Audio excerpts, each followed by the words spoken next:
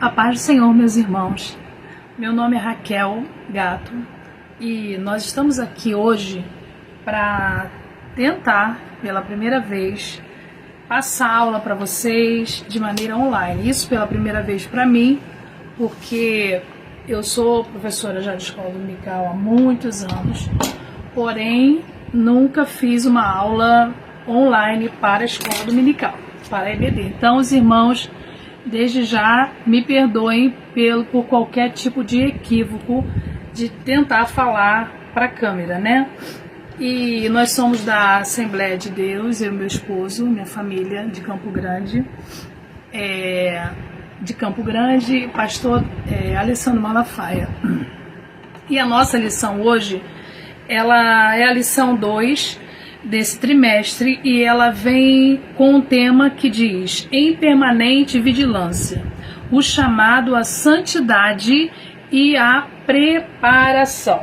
Texto áureo diz assim: digo, conhecendo o tempo, que é já hora de despertarmos do sono, porque a nossa salvação está agora mais perto de nós do que quando aceitamos a fé.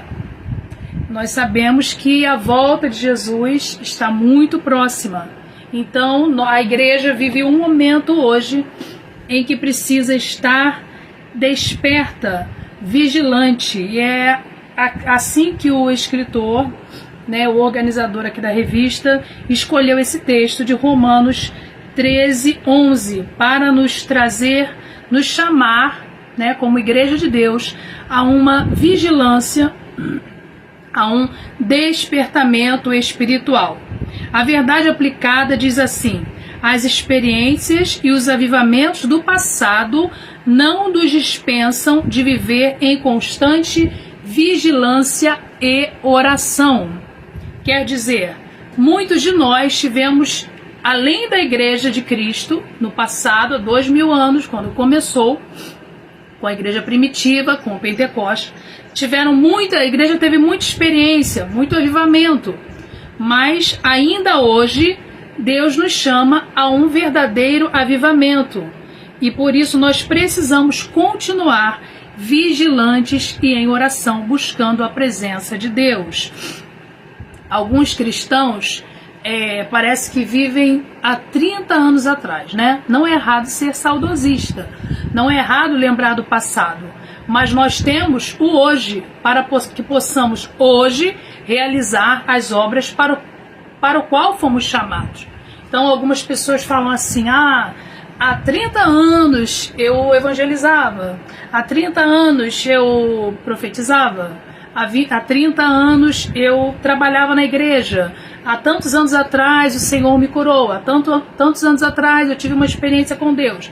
Isso não é errado de contar essas experiências, mas Deus nos chama para que continuemos a ter experiências com Deus, experiências de uma vida com Deus, porque Ele ainda não veio e nós estamos aqui. Se você está aqui, se eu estou aqui, é porque Deus ainda tem algo para você, algo para mim.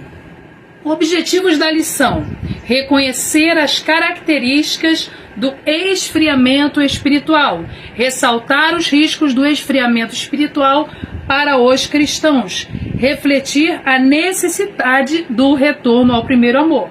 E os textos de referência estão em Apocalipse 2, onde ele separa 5 versículos de Apocalipse 2, que, aliás, são muito conhecidos pela igreja, por muitos professores e pregadores, mas que sempre tem lição importantíssima para nós. E diz: escreve ao anjo da igreja que está em Éfeso, isto diz aquele que tem na sua destra as 7 estrelas, que anda no meio dos 7 castiçais de ouro. Eu sei as tuas obras e o teu trabalho e a tua paciência, e que não podes sofrer os maus, e puseste à prova os que dizem ser apóstolos, e não são, e tu os achastes mentirosos, e sofreste, e tens paciência, e trabalhaste pelo meu nome, e não te cansaste. Tenho, porém, contra ti, que deixaste a tua primeira caridade. Lembra-te, pois, de onde caíste, e arrepende-te e pratica as primeiras obras. Quando não, brevemente a ti virei e tirarei do seu lugar o teu castiçal, se não te arrependeres. Então é uma palavra que ele já começa aqui com um alerta que o Senhor faz para a igreja que está em Éfeso. O texto o Apocalipse mesmo começa falando para as igrejas da Ásia. O Senhor, ele fala para as igrejas, ele traz mensagem de alerta. E para algumas delas, o Senhor é como se ele desse parabéns. Olha, você tem feito coisas boas, eu sei as tuas obras, eu sei o teu trabalho, eu sei a tua paciência, porém, tem os poréns. Coisas que precisamos ajustar na nossa vida cristã. Quer dizer, nunca estamos perfeitos. Se estamos aqui é porque precisamos melhorar, porque Deus ainda tem algo para fazer em nós. E assim como ele fala para as igrejas, ele fala para nós nos dias de hoje.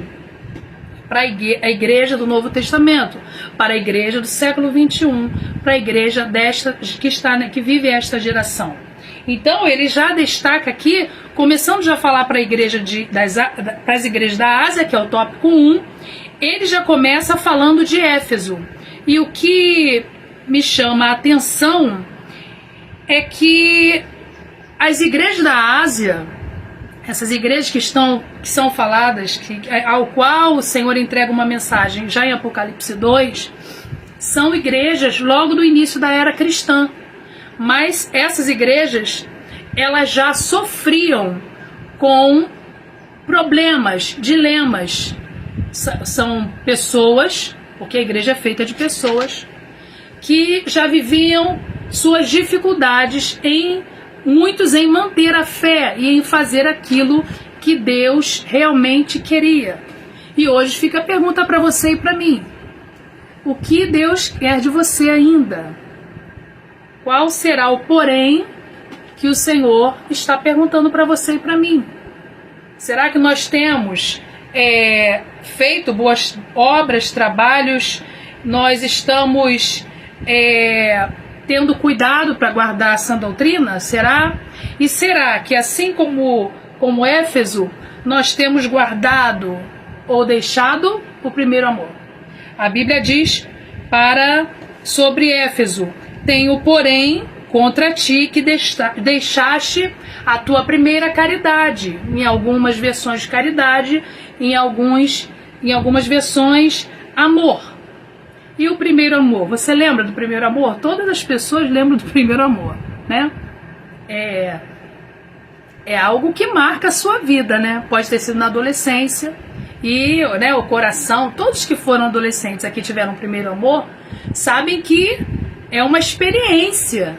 Aquela pessoa talvez não tenha ficado mais na sua vida, era um adolescente, tem até crianças que têm o primeiro amor, né? Mas havia um ânimo de encontrar a pessoa amada, de encontrar o menininho na escola, ou a menininha que você gostava, ou a jovenzinha, né? O coração ardia, você queria estar preparado, estar pronto, estar lindo para agradar aquela pessoa. E em relação a Deus, como está o primeiro amor? Você ainda está disposto a agradar a Deus? Você ainda está disposto? Seu coração ainda arde pelo noivo? Seu coração ainda arde por aquele a quem você ama? A quem você entregou a sua vida, que é Jesus? Então, mesmo que tenhamos ótimas obras, podemos ficar todos os dias da semana na igreja, podemos ter inúmeras ocupações, cargos, mas se o teu coração não arde mais com a presença de Deus, talvez você esteja deixando que o seu primeiro amor, talvez seu primeiro amor esteja morrendo. Então é uma hora de você parar e refletir, levar os seus alunos a refletirem. Como está o seu primeiro amor pelo Senhor? Como você era quando você se entregou a Jesus? Né? Naquele primeiro momento em que seu coração ardia por falar de Jesus, em que você queria ouvir a palavra de Deus, aprender a palavra de Deus. Que nós possamos, assim como Éfeso, Deus também está nos alertando que possamos voltar ao primeiro amor. qual era a sua motivação principal quando Deus o chamou? Qual era a sua motivação? Era agradar pessoas ou agradar a Deus? Eram as duas coisas? Era cuidar do templo por amor ou cuidar porque alguém estava olhando que você estava cuidando? Qual era a sua motivação? Sua motivação era ganhar almas? Qual era a sua motivação? E essa é a pergunta que eu fiz para mim e eu deixo para você, e que você passe essa pergunta para os seus alunos. Onde está e como está o seu primeiro amor por Deus? Pela obra de Deus e pelo Senhor Jesus, que é o principal de tudo. Ele é o centro de tudo, né? Na leitura complementar, nós temos alguns versículos aqui, e eu só destaquei um que está em 1 Timóteo 4, 16, e ele diz: persevera na doutrina, né? Paulo fala para Timóteo, depois você dá uma conferida lá, que é o versículo de segunda-feira. Persevera na doutrina, cuida de ti e persevera, cuide-se e persevere, mantenha a esperança, mantenha o gás, o ânimo a cada dia. Não é fácil perseverar. Muitos começam e ao longo do caminho vão parando. E assim é na nossa vida, em tudo. Mas em relação à obra de Deus, em relação ao amor às coisas de Deus, nós devemos perseverar. E para isso nós não podemos ficar embaraçados com as coisas dessa vida, não. Nós precisamos olhar firmemente para Jesus, autor e consumador da nossa fé, para que nós possamos manter a nossa esperança e perseverar. Mesmo que venham lutas, mesmo que venham tribulações, continuando olhando para Cristo. Voltando aqui no tópico 1, em relação às igrejas da Ásia, havia ali um compilado de igrejas, que eram as primeiras igrejas. Essas igrejas estavam na Ásia Menor.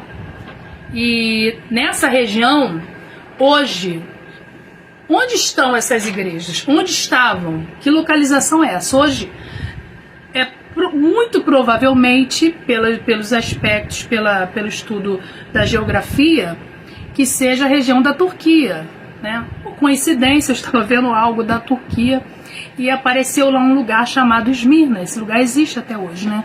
Então são lugares que não são uma fantasia, não são uma profecia, uma metáfora, não. São igrejas, são lugares que realmente existiram, e lá você encontra ruínas. Na igreja de Éfeso você encontra ruínas naquele lugar, né? Da história passada. Então, ali existiram igrejas, e para elas Deus falou. A mensagem que Deus entregou para eles serve para nós ainda? Com certeza. Se Deus deixou ali registrado em Apocalipse, se Deus fez com que chegasse até nós, é porque Deus quer também que nós, como igreja do século 21, nos apropriemos da palavra dele e possamos aparar, melhorar aquilo que, como igreja de Cristo, estamos deixando de lado. O Senhor não fala só para Éfeso, ele fala também para Laodiceia. Mas antes de entrar em Laodiceia, a principal mensagem que Deus dá para a igreja de Éfeso é que ele fala sobre o esfriamento no exercício do amor. E isso é algo que me constrange.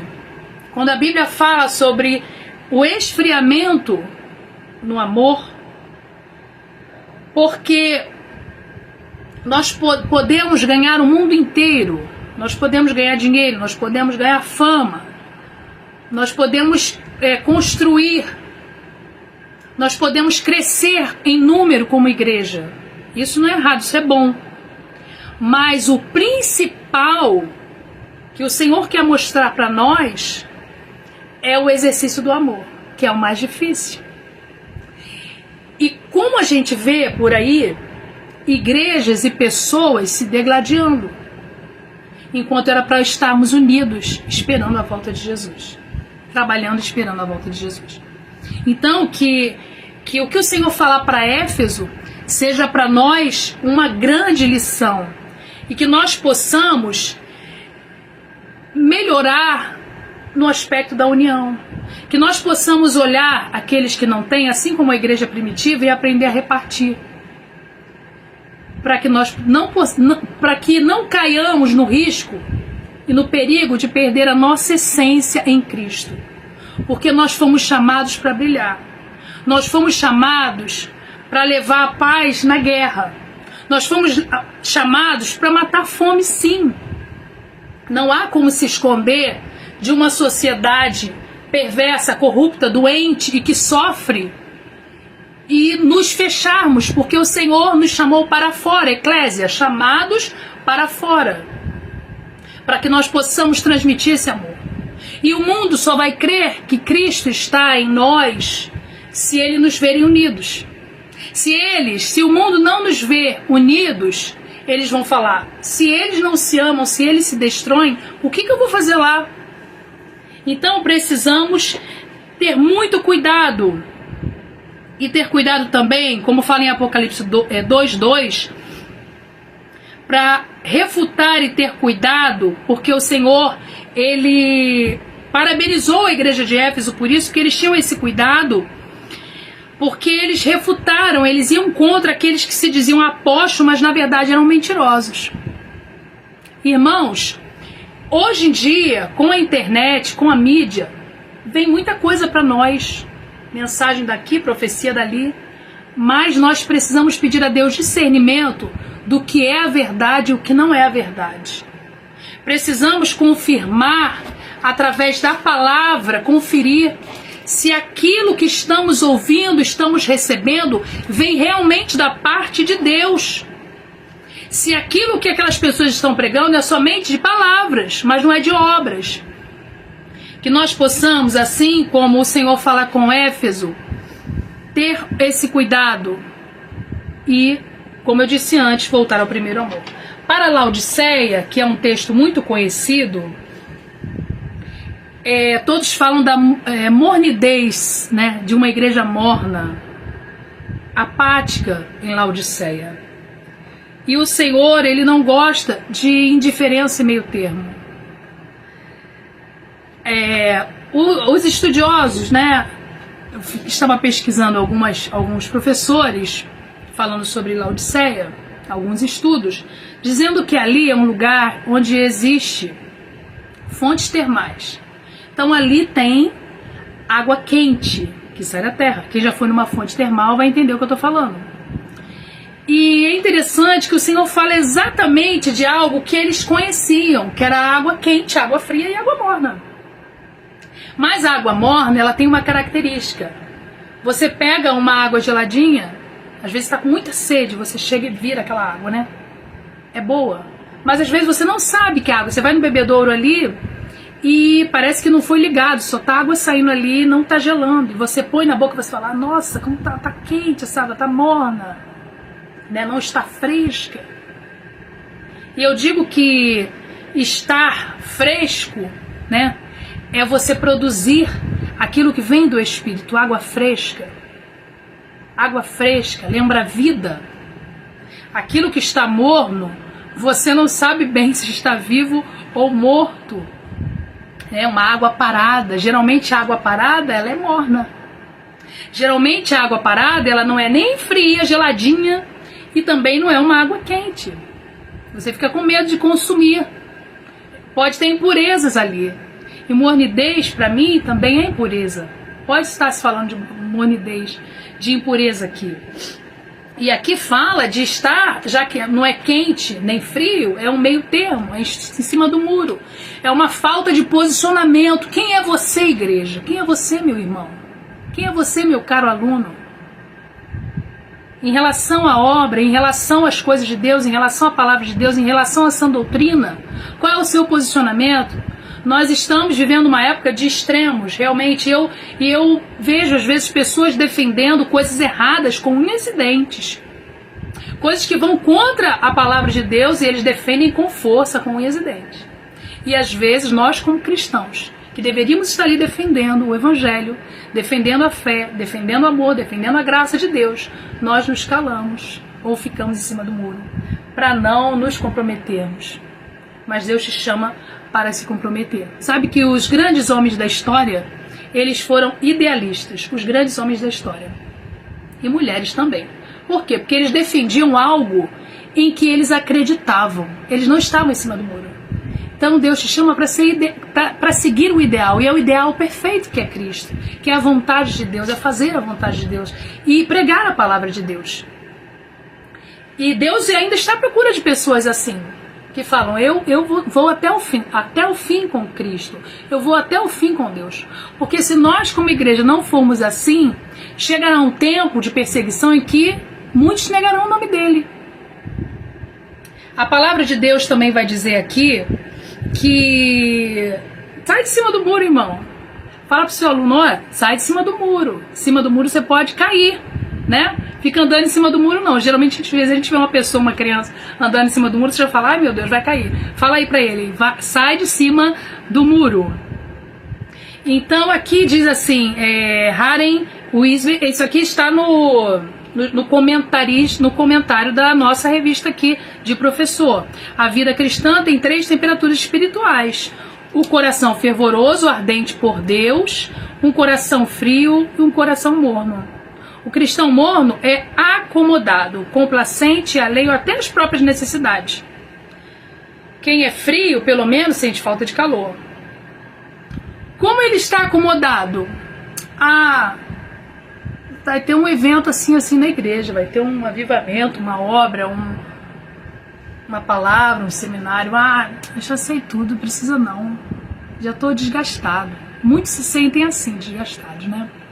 Talvez você já tenha vivido tanta coisa, e alguns falam assim, eu estou desgastada porque eu sofri dificuldades, passei algumas dificuldades, talvez perseguição, talvez alguma coisa que você procurava não encontrou na igreja.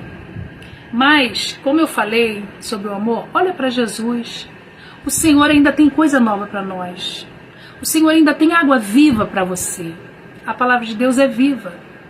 Então, não fique acomodado, mas antes que você morra.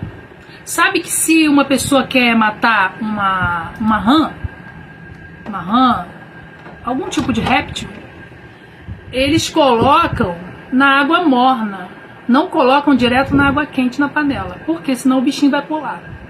E às vezes nós estamos assim. Nós estamos tão acomodados que quando menos se vê, os seus valores começam a mudar. Aquilo que você achava que era errado, você agora está assim, mais ou menos. Então tenha cuidado, seja fervoroso no espírito, como diz em Romanos 12:11. Não fique conformado com o seu estado, achando talvez que não tem mais importância, que ninguém tá se importando. O Senhor se importa com você. O Espírito Santo, ele se importa com a sua vida. Então, se mexa. Vá em busca da presença de Deus. Faça algo. Se você não consegue fazer por ninguém, faça por você.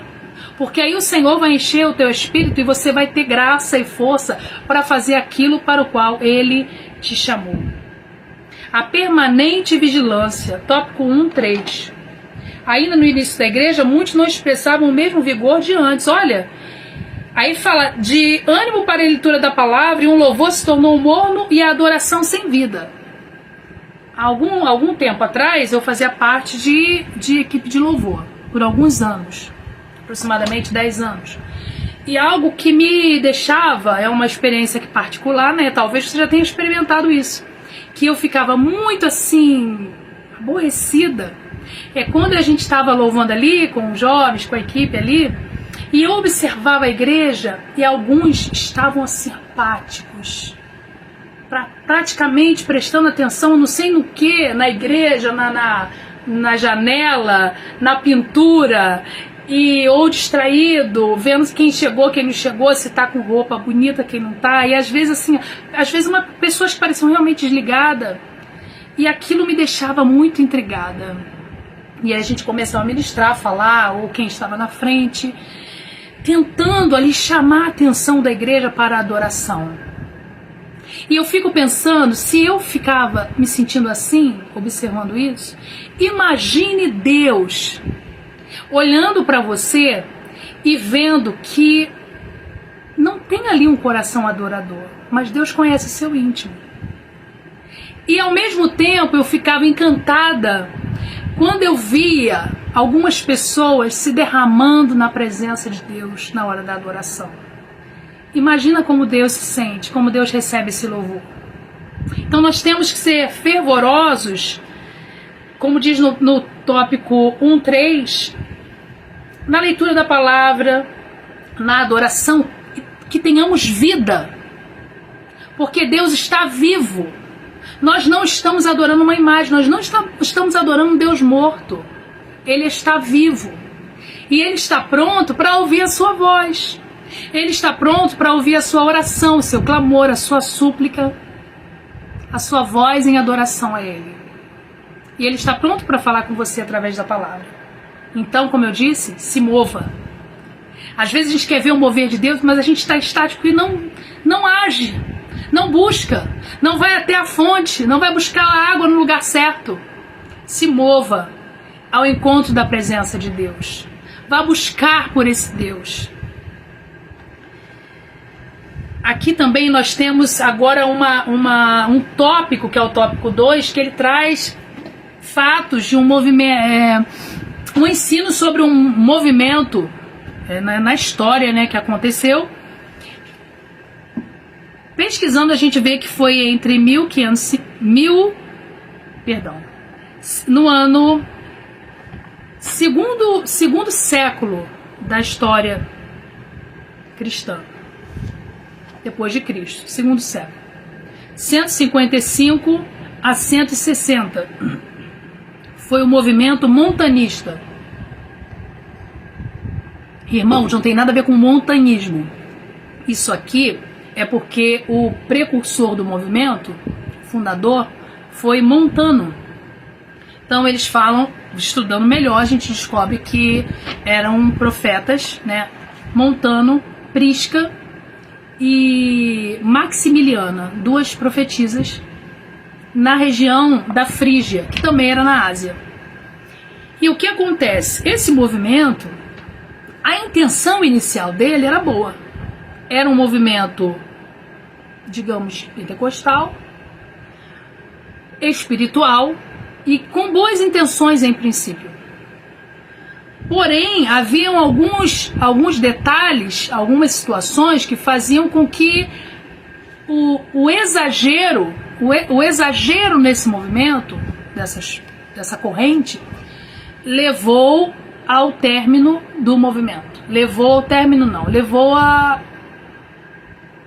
as pessoas a estranharem, porque ele não era colocado a Bíblia como primazia, e sim aquilo que o profeta estava dizendo.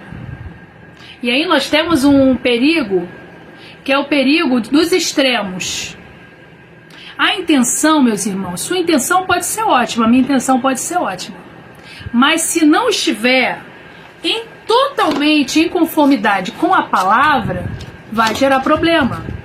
Então hoje, assim como neste movimento do passado, que durou pouco tempo, né, alguns anos, nós vemos muitos movimentos, mas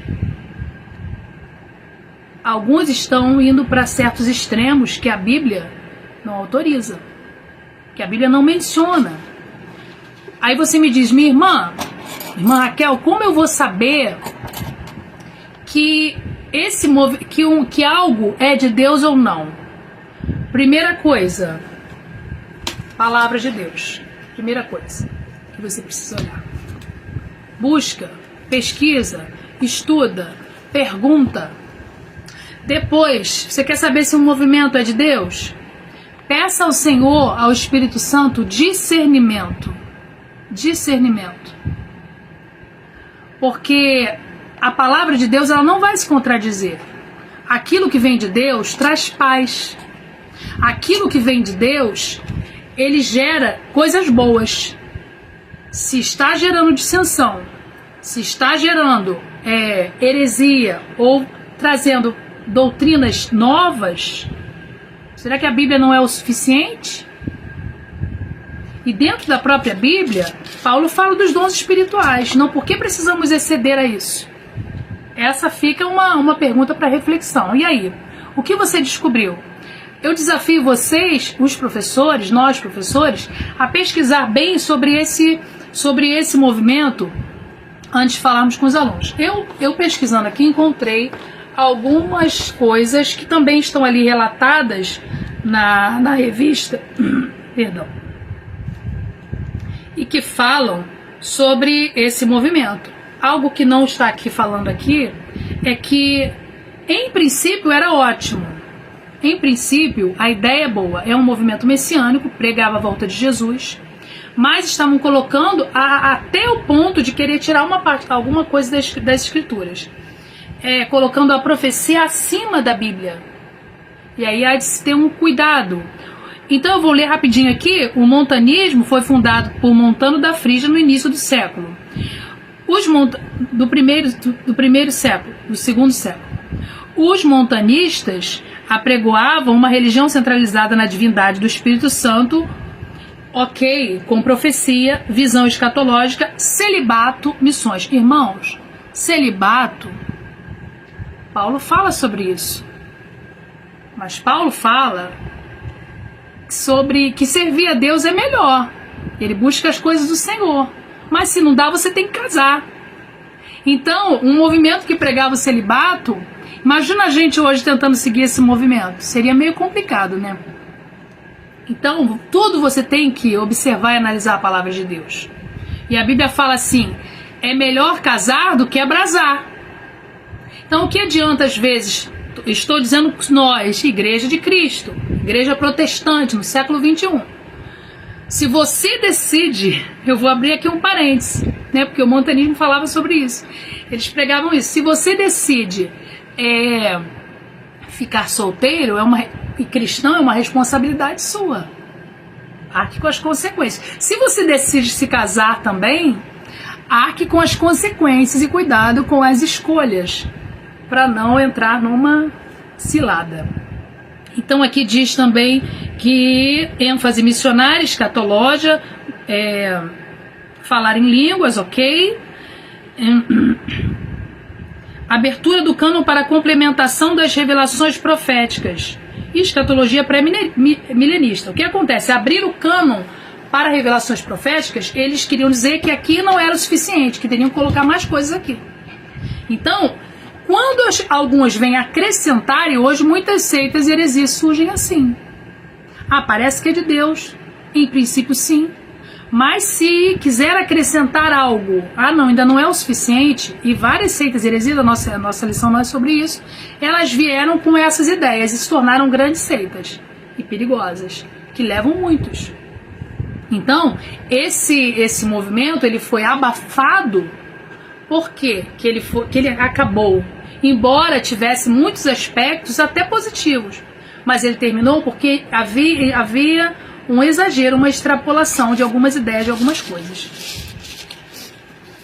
Vamos continuar, porque a lição é longa e não dá pra gente ficar muito tempo aqui, né?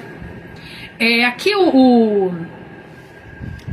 autor, ele coloca aqui para os professores, Early e Cairns, 1988, o livro, página 83, e tem um pedacinho que diz assim: infelizmente, estes movimentos geralmente se afastam da Bíblia, entusiasmados que ficam pela reforma que desejam. Quer dizer, em princípio, a ideia é boa. Por quê? Porque a igreja estava passando um período histórico de mornidão, de engessamento do culto, e aí há aqueles que buscam renovação. Não é errado buscar renovação espiritual, muito menos carismática, é isso que inclusive a igreja pentecostal prega, enchei-vos do Espírito. Mas aí, como a gente estava falando, estavam tão entusiasmados pelas reformas que desejavam, mas extrapolavam. Então às vezes há muito entusiasmo, mas pouca Bíblia. Então nós temos que medir, colocar numa balança. O ponto que eu escrevi aqui é o equilíbrio necessário. Precisamos alcançar o equilíbrio necessário como igreja e sempre perguntar a Deus qual é a sua vontade. E aqui diz assim, o movimento montanista é um aviso para que a igreja não esqueça que a organização e a doutrina não podem ser separadas da satisfação do lado emocional da natureza do homem e do anseio por um contato espiritual imediato com Deus. Quer dizer, o homem anseia um contato. O homem anseia isso, tem sede da presença. Eu tenho sede da presença de Deus. Que está também num culto vazio, onde parece que está batendo lata ali, também, para mim não dá. Mas sempre tem que estar de acordo com a palavra. Sempre tem que estar de acordo com a palavra. Aí que está o crime. E aqui eu anotei assim, qualquer que venha, qualquer movimento que surge, podem surgir ainda outros, e surgiram muitos ao longo da história da igreja cristã. Qualquer movimento que venha colocando as escrituras em segundo plano deve ser questionado. Ah, porque aquela pessoa é famosa e falou isso aí, é isso e acabou. Não. Confere com a Bíblia. Ah, porque aquele pastor de milhões, aquele homem lá, o coach, ou o americano, sei lá quem seja, o missionário, falou que vai ser assim, assim, assim. Confere com a Bíblia. Vê o que Deus está falando. Pergunta também a outras pessoas que conheçam a palavra de Deus, que às vezes a pessoa tem dúvidas. Não é errado ter dúvidas, mas temos que questionar e observar. Observar. Ter um equilíbrio. Às vezes a gente se empolga com as novidades, mas tem que ver se é aquilo que Deus quer para nós. Uma igreja é uma instituição forte, porém, sem o Espírito de Deus presente, ela se torna nada. E aí tem outro extremo que é um perigo. Qual seria o outro extremo? Um culto vazio. Então, nós temos que pedir a Deus um equilíbrio. Equilíbrio espiritual. Equilíbrio em tudo, na verdade, né? Até na hora que a gente come, a gente tem que pedir: Senhor, me dá equilíbrio para não comer demais. Me dá equilíbrio para não falar demais. Me dá equilíbrio para eu não acreditar em mentiras, para eu ter discernimento. O Espírito Santo, ele pode trazer barulho, pode ou não. Que a Bíblia fala que o Espírito de Deus, ele em algumas passagens da Bíblia, ele aparece manso, suave. Nem sempre o barulho é de Deus. Nem todo barulho. Deus pode provocar barulho, mas nem todo barulho é de Deus. Então aqui, eu não falei para vocês, só me perdoem, a palavra-chave, as palavras-chave. E a primeira que eu coloquei aqui foi no tópico 1, anotem aí, exercício do amor. Exercício do amor. No tópico 1, quando fala das igrejas da Ásia. Que aqui na lição só fala de 2, mas tem outras igrejas aí. Vai lá ler a Bíblia que você vai descobrir. E no tópico 2, escreva aí, autoexame. Então nós precisamos sempre observar, examinar e olhar para dentro de nós mesmos também. Para que nós não façamos, hoje nós estamos na era das câmeras, né? Eu estou aqui diante de uma câmera. E eu sinto às vezes uma diferença quando eu vou numa igreja que não tem câmera para me filmar, onde eu não apareço no telão. E aí eu quero ser a mesma adoradora. Pegaram? Eu não quero parecer, quero ser de Deus. Então você reflete sobre isso. Você está parecendo ou você é de Deus? Porque Deus conhece o teu coração. Talvez você esteja numa igreja, em uma congregação, em algum lugar, ou sentado num lugar que ninguém te vê. Você pensa que ninguém te vê, que a câmera não te vê, que ninguém te vê. Mas o Senhor está te vendo. O Espírito Santo, ele vê o seu coração, ele sonda o seu coração. Então, autoexame, palavra-chave do tópico 2. A autora, aqui, finalizando o tópico 2, diz assim: a reação da igreja ao montanismo contribuiu para o desaparecimento cada vez mais rápido dos dons espirituais naquela época. É contraditório, mas é verdade. Até os estudos dizem que Santo Agostinho depois diz que o movimento não era tão ruim assim. A ideia era boa. Tinham coisas boas aí, tinha profecia de Deus. Mas, como eu disse, o exagero é perigoso. Muitos movimentos, inclusive no nosso século, já passaram por nós, mas os exageros levaram ao fim. Lembre aí, faça uma reflexão, anos 80, anos 90, movimentos que surgiram na igreja brasileira e que mexeram muito com a igreja e que foram e acabaram. Agora eu vou te falar uma coisa, o que é de Deus permanece. O que é de Deus permanece. O Senhor, e digamos mais, digo mais, se por algum momento da história certas coisas que vêm na igreja que são boas acabam, se for de Deus, o Senhor faz voltar ou Ele traz algo novo. É isso que Deus faz conosco. É isso que Deus faz na igreja. 3, tópico 3. Já estamos indo para o final, caminhando para o final. Lições e alertas dos primeiros séculos. A primeira lição que eu vejo é que nunca se considere, já começando na igreja primitiva, começando nas cartas, na carta ali, né? Nas cartas de Paulo e no Apocalipse, nunca ache que você está perfeito. Nós não somos autossuficientes. Eu sou perfeito. O Senhor chamou uma igreja que Ele está preparando e santificando para ser perfeita, mas se você deixar o orgulho entrar no coração e você achar que é melhor que os outros, o Senhor vai falar, que isso? Tá demais, meu filho, tá demais, minha filha. Volte ao primeiro amor, porque Ele conhece o coração e Ele sabe as suas obras.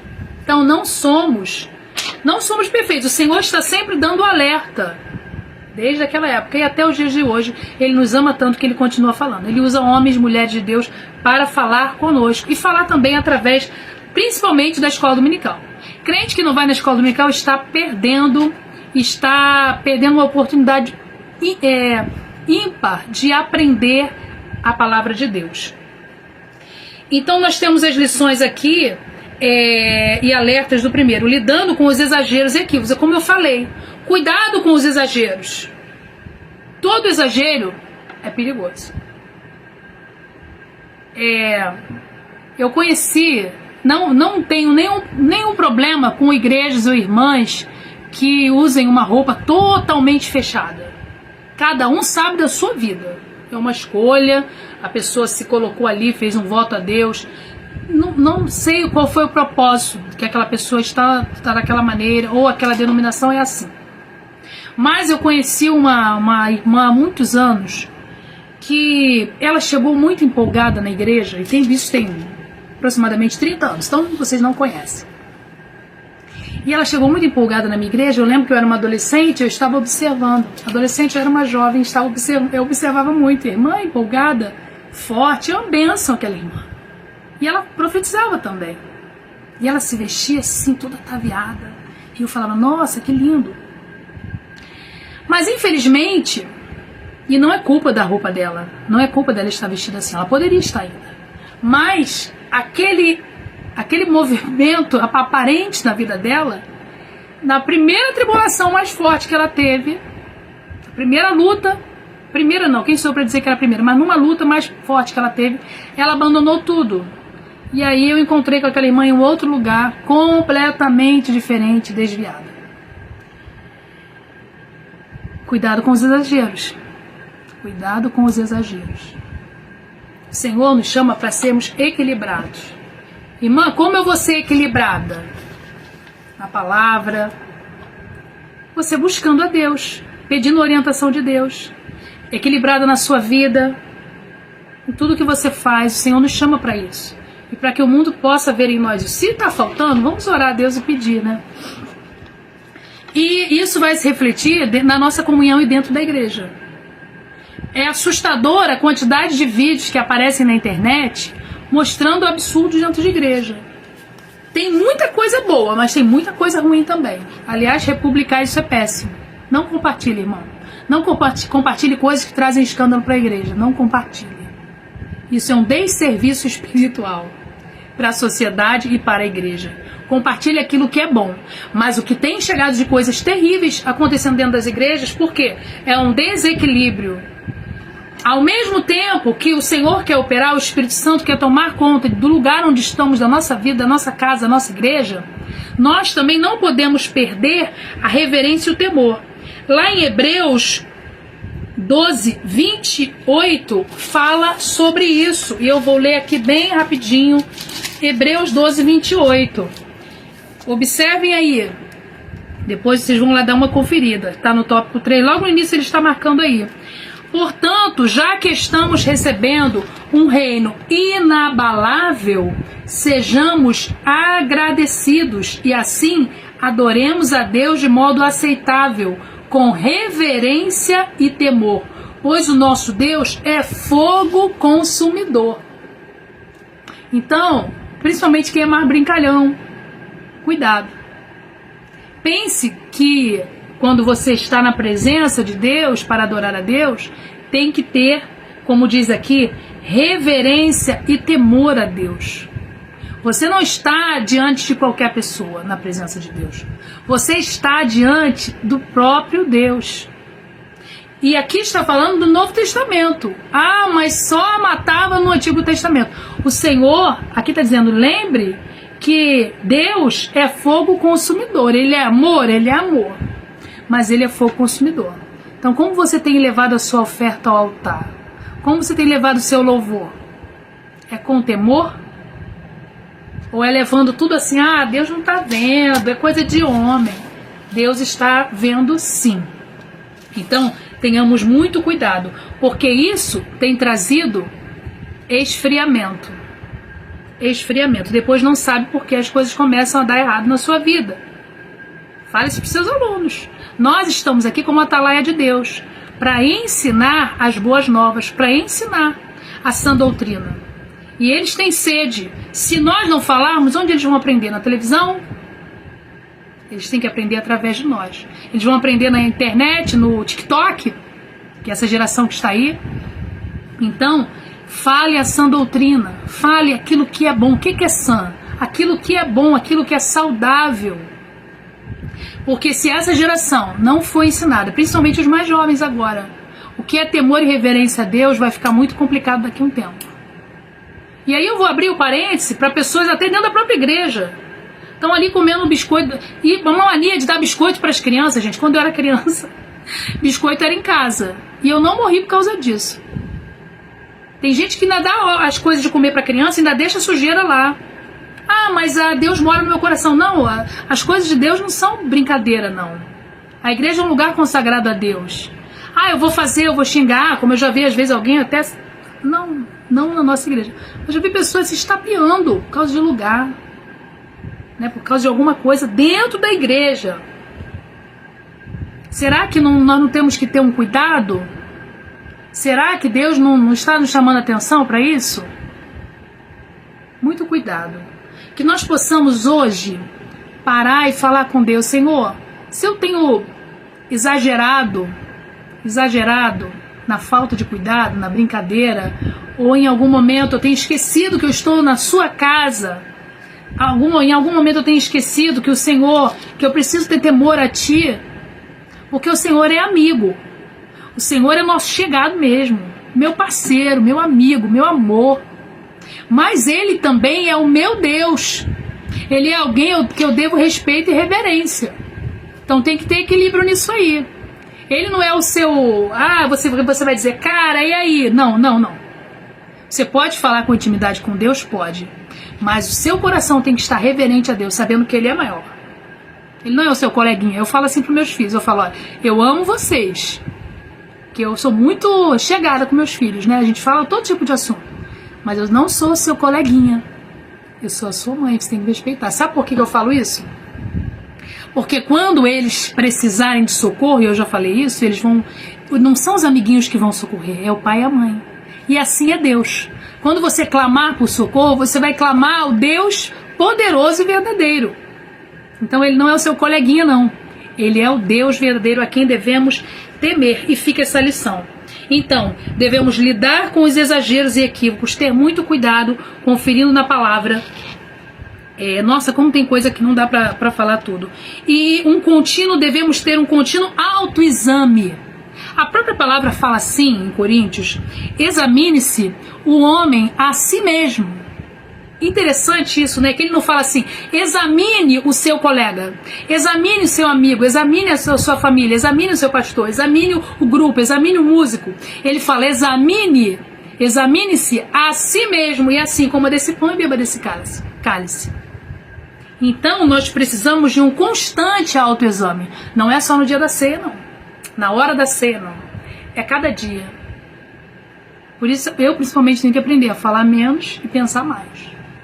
Porque quando eu tô pensando, eu vou fazer menos burrada. E eu vou me autoexaminando. Ai, será que eu fiz bem? Será que eu fiz mal? Se o seu pecado não dói em você, tem alguma coisa errada. Tem alguma coisa errada. Talvez estejamos ficando com a mente cauterizada. Ah, tá tudo bem isso, pode aquilo. Não tem problema. Tá todo mundo fazendo. Isso é uma cauterização na sua mente, na sua alma, no seu espírito. Então, muito cuidado.